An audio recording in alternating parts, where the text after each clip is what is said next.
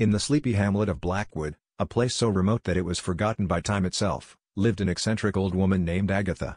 She dwelled in a creaky, ancient manor, tucked away at the end of a winding cobblestone path, that was shrouded in an aura of perpetual darkness. The mansion was a behemoth of rotting timber and crumbling bricks, with grotesque gargoyles perched on its eaves and ivy ensnaring its facade like a monstrous, green serpent.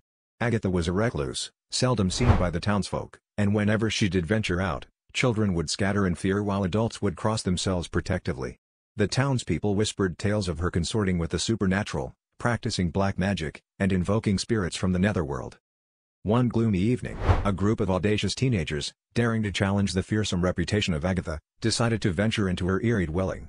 Armed with nothing but their bravado and a flickering lantern, they stepped into the gloom, their hearts pounding like war drums in their chests.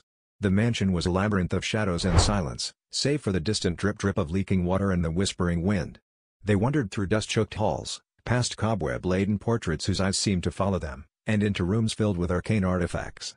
Just as they began to scoff at the supposed hauntings, they heard a blood-curdling scream echo through the house.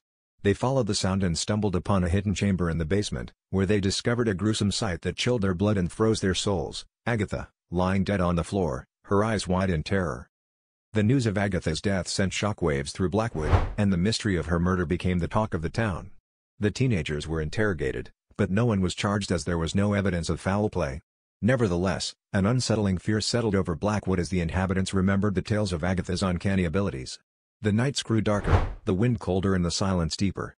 Strange occurrences began to happen, shadows moved on air,